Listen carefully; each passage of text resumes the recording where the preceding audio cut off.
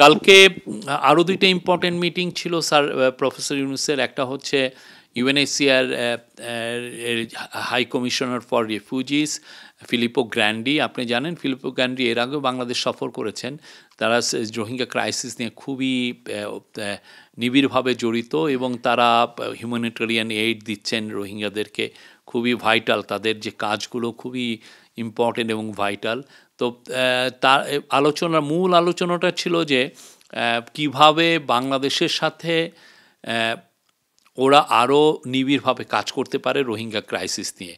এবং আপনি জানেন যে বাংলাদেশ এই বছরই একটা বড় রকমের একটা রোহিঙ্গা নিয়ে একটা ইন্টারন্যাশনাল কনফারেন্স করতে যাচ্ছে এবং এই ইন্টারন্যাশনাল কনফারেন্সে ইউএনএইচসিআরও থাকবে এবং তারা বলেছে যে তারা ফুললি কোঅপারেট করবে এবং আমরা আশা করছি 170টার উপরে দেশ এটায় জয়েন করবে। আমরা প্রফেসর ইউনূসের কথা হচ্ছে যে পুরো রোহিঙ্গা ক্রাইসিসকে আবার গ্লোবাল যে ফোকাসে নিয়ে আসতে হবে, গ্লোবাল ম্যাপে নিয়ে আসতে হবে, গ্লোবাল যে ইস্যুগুলো আছে মেইন ইস্যু সেটার সামনের সারিতে নিয়ে আসতে হবে। দেখাতে হবে যে এটা কত বড় একটা ক্রাইসিস, কত বড় একটা হিউম্যানিটারিয়ান ক্রাইসিস এবং এটা কেন, এটার সলিউশনটা খুব ইম্পর্টেন্ট। তো সেই ক্ষেত্রে ফিলিপো গ্র্যান্ডি বলেছেন যে উনি হেল্প করবেন। এছাড়া ফাইন্যান্সিয়াল টাইমসের একটা মিটিং ছিল। ফাইন্যান্সিয়াল টাইমস আপনি জানেন পৃথিবীর সবচাইতে লার্জেস্ট এবং সবচাইতে ইম্পর্টেন্ট ফাইন্যান্সিয়াল নিউজ পেপার। পৃথিবীর সমস্ত কোম্পানির সিইও, মিড লেভেল ম্যানেজার সবাই এটা পড়েন। তো এটা নিয়েও কালকে ওইখানে উনি অনেকগুলো কথা বলেছেন, এই আন্দোলনের উপরে বলেছেন, সামনে রিফর্মের ব্যাপারে কী হতে যাচ্ছে সেগুলো বলেছেন এবং পুরো পৃথিবীব্যাপী যে ইয়াং ছেলেরা যারা ইমাজিনেশন করতে পারে, যারা নতুন ইমাজিনেশন নিয়ে আসছে, তারা কিভাবে পৃথিবীকে চেঞ্জ করে দিচ্ছে সেটাকে হাইলাইট করেছেন। পার্টিকুলারলি বাংলাদেশে এই পুরো আন্দোলনের সম্মুখভাগে যে ইয়াং স্টুডেন্টরা ছিল এবং তারা কি বাংলাদেশকে দেখতে চায় তা যে প্রতি গ্রাফিতিতে ওরা জানিয়ে দিচ্ছে, এই বিষয়টা উনি হাইলাইট করেছেন।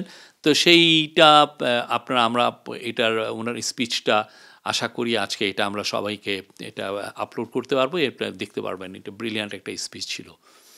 আর আজকে অনেকগুলো মিটিং, 15-16টার মতো মিটিং। আজকের মিটিংয়ের মূল হাইলাইট হচ্ছে যে আপনি জানেন ড্যাভোসে অনেক বড় বড় সিইও আসেন যারা বিভিন্ন দেশের বিজনেস অপরচুনিটি এক্সপ্লোর করেন।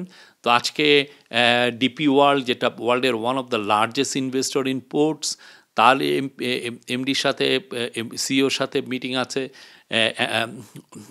এপি মোলার, পৃথিবীর লার্জেস্ট শিপিং কোম্পানি, তার সিইওর সাথে কথা আছে, মিটিং আছে।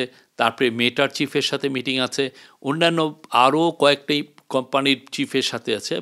মূল ইস্যুটা হচ্ছে যে তাদেরকে ইনভাইট করা, বাংলাদেশে এসে তারা যেন ইনভেস্ট করে। Bangladesh is now ready for business.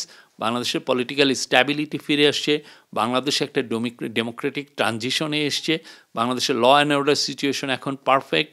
এখন this is now high time to attract foreign investment. আর আপনি জানেন এই যে বাংলাদেশের ইয়াং ছেলে মেয়েদের জন্য তারা যে জব চায় সেটার জন্য বাংলাদেশে প্রচুর ফরেন ইনভেস্টমেন্ট দরকার। প্রচুর ফরেন ইনভেস্টররা যেটা করে, তারা দেশে আসলে তারা প্রচুর হাই এন্ড জব তৈরি করে। সেই জবগুলো বাংলাদেশিদের জন্য খুব দরকার। বাংলাদেশে আজকে খুব টাইট শিডিউল। এর ফাঁকেই আরও যদি সিনিয়র ওয়ার্ল্ড লিডার, তাদের সাথে দু একজনের সাথে দেখা হবে, মত বিনিময় হবে। বাংলাদেশের যে অভূতপূর্ব যে ঘটনাগুলো ঘটলো সেগুলো নিয়ে স্যার বলবেন।